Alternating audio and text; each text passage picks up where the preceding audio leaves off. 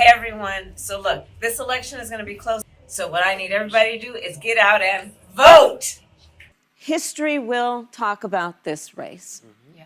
It is part of American history. Are there any places that the vice president is overperforming Joe Biden in 2020? So we could show you that as well. We just bring that out here. Harris overperforming in 2020. Holy smokes. There you go. So let this go away and see if there's anything on the east side there. Literally nothing? Literally nothing. Literally not one county? By 3% or more.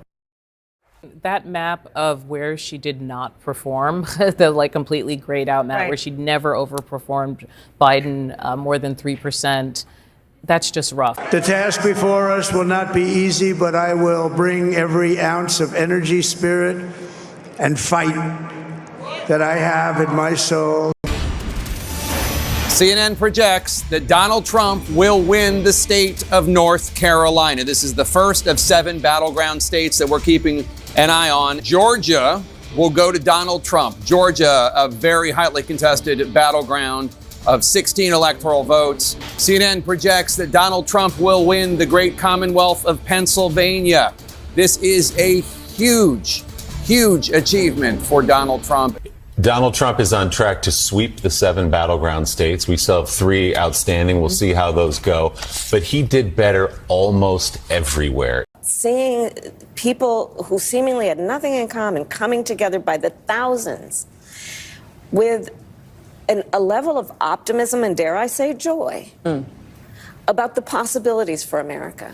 We do have some breaking news from the decision desk. NBC News can now project that Donald Trump has won the state of Wisconsin, which means he is the winner of this race and will return to the White House as this country's 47th president. CNN can now project that Republicans will win back control of the United States Senate. We can make this projection because CNN projects Republicans win the U.S. Senate to go. This is a huge victory for Donald Trump's party.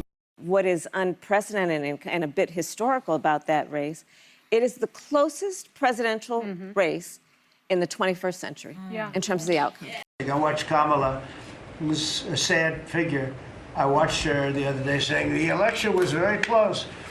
I said, no, the election was a landslide. He likes to say over and over again, he's got a mandate. Mandate is massive because it was one of the biggest victories in modern political history, maybe one of the biggest political victories in our lifetime. I mean, you talk about we had talked about a red wave 2 years ago that never materialized.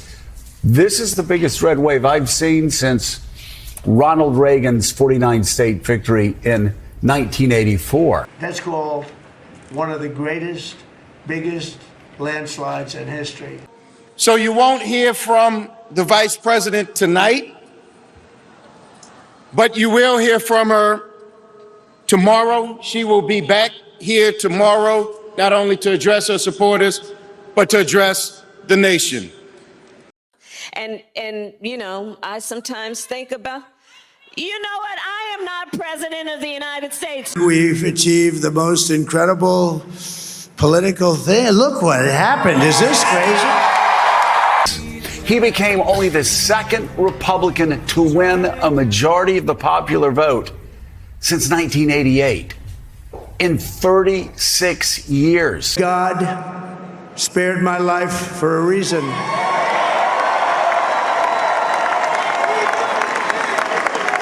And that reason was to save our country and to restore America to greatness. And now we are going to fulfill that mission together. We're going to fulfill that mission. Get it done.